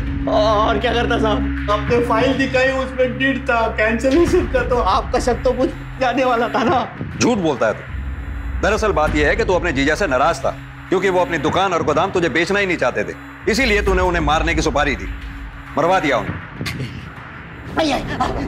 बता के आराध्या कहाँ है? कहाँ छुपा रखा उसे? और उसकी प्रेगनेंसी का चक्कर क्या है? बोल। आराध्या प्रेग्नेंट? माँ के सब कहता हूँ, मैंने किसी को नहीं मरवाया। मिश्रा, इसकी तब तक तोड़ाई करो जब तक ये सच ना बोले। सर, आदित्य पुजारी की पोस्टमार्टम रिपोर्ट के मुताबिक उसकी मौत उसी दिन सुबह 3 और 5 के बीच हुई थी। यानी कि ठीक उसी समय जब केशव महाराज और रुक्मणी पुजारी का कत्ल हुआ। और उस मर्डर वेपन की फॉरेंसिक रिपोर्ट का क्या हुआ? सर, आ गई, ये रही। मर्डर वेपन पे केशव महाराज, आदित्य और रुक्मणी पुजारी, इन तीनों के ब्लड स्टेन्स मिले, लेकिन फिंगरप्रिंट किसी का भी नहीं। Right sir. दवाइयाँ नहीं खानी मुझे। तुम्हें खानी पड़ेगी। नहीं खानी मुझे दवाई। ये तुम्हारे लिए नहीं है, बच्चे के लिए है। नहीं खानी मुझे दवाई। खानी पड़ेगी तुम्हें। नहीं खाना मुझे। सर, मैंने सुनील के बैंक डिटेल्स चेक किए हैं। सर, वो क्लीन है। मैंने बहुत सारे सुपारी एजेंट से बात की है, वो किसी के टच में नहीं था।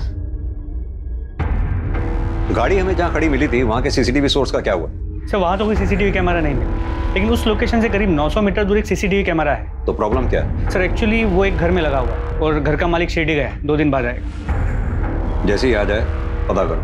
मुजरिम अपनी जुर्म की हुई जगह पे बार बार विजिट करता है, ये जानने के लिए कि कहीं उसके जुर्म के बारे में किसी को कुछ पता तो नहीं चला।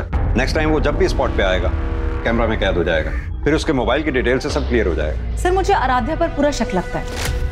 सर, कहीं उसकी मिस्टीरियस प्रेगनेंसी बाकी लोगों की मौत का कारण तो नहीं बनी? मुझे लगता है हमें इस केस को रिविजिट करना चाहिए।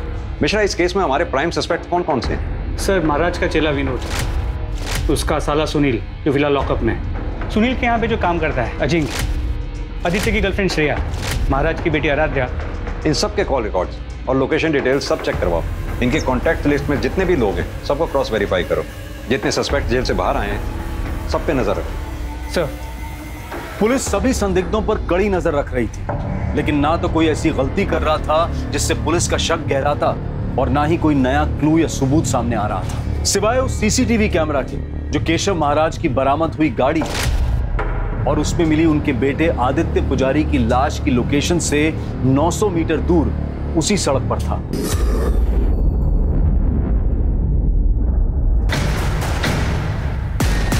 ये यहां क्या कर रहा है? मिश्रा, उठा के लाओ। सर।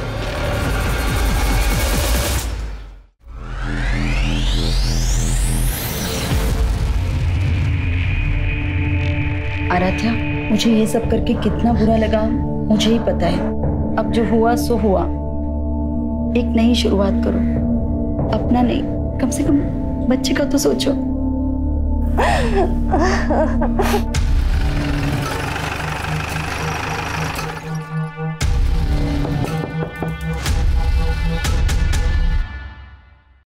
मैं देखती हूँ दरवाजे पे कौन है।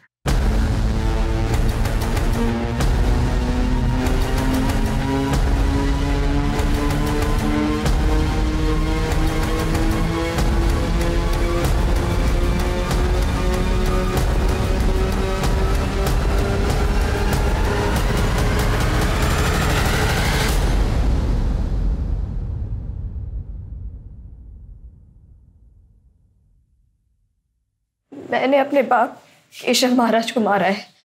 क्यों मारा है?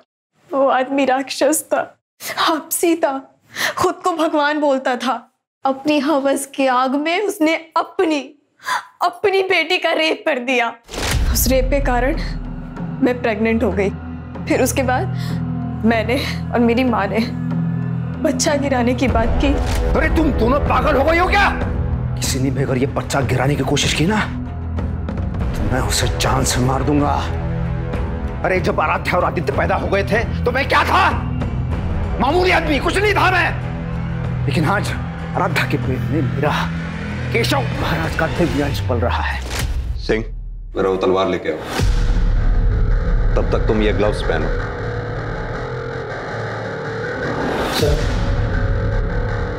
इस तलवार को पकड़ो और चला के दिखाओ कैसे तुमने अपने माँ बाप का कत्ल किया।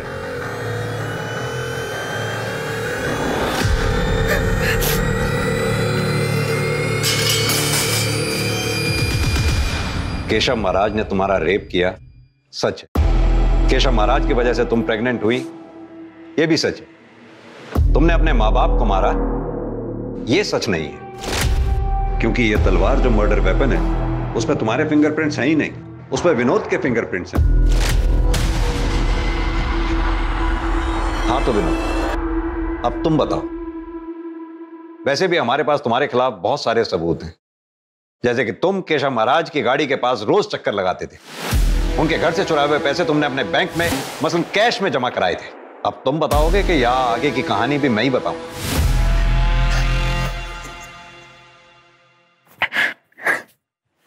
सब मैंने मारा महाराज जी को।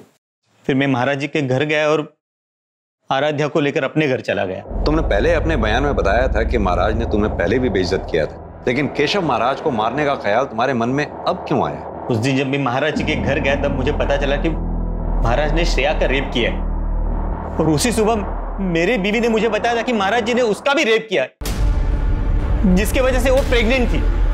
जब महाराज ने विनोद को पैसे नहीं दिए तब मैं विनोद को बिना बताए महाराज से पैसे मांगने चली गई। गिन लो अच्छी तरह से गिन लो। हाँ? महाराज जी क्या कर रहे हो? क्या और चाहिए पैसे? टेंशन, ये ले सारे के सारे तेरे। और कुछ नहीं होगा, देख मैं हूँ महाराज हूँ ना, मैं केशव महाराज हूँ। महाराज जी ये आप क्या कर रहे हो? महाराज जी कोई नहीं, महाराज जी इसलिए तो तुम्हें अभी बुलाया मैंने। दुनिया भले ही मुझे खलनायक समझे साहब, लेकिन जब ये महाराज की सच्चाई जानेगी ना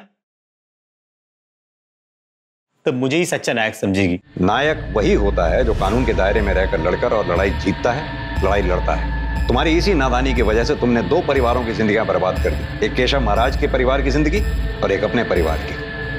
अब भुगतो जिंदगी भर।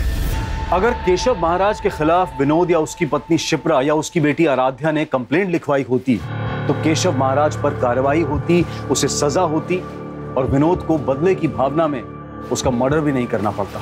केशव महाराज के दुष्कर्म उसके आसपास मौजूद हर इंसान के लिए सबसे बड़ी दस्तक थे, लेकिन या तो उससे डरकर या फिर समाज के डर से सबने उस पर पर्दा डाल दिया। जुर्म के खिलाफ सतर्क रहना, चुप रहने की बजाय कानून के दायरे में रहते हुए जुर्म के खिलाफ एक्शन लेना समझदारी भी है और समझदार नागरिक का कर्तव्य भी। अब मैं अनूप सोनी आपसे विदा लेता हूं, फिर मुलाकात होगी क्राइम पेट्रोल सतर्क में एक और नए केस के साथ। तब तक अपना और अपने परिवार का ख्याल रखें, सतर्क रहें, सुरक्षित रहें और देखते रहें क्राइम पेट्रोल सतर्क। जय हिंद।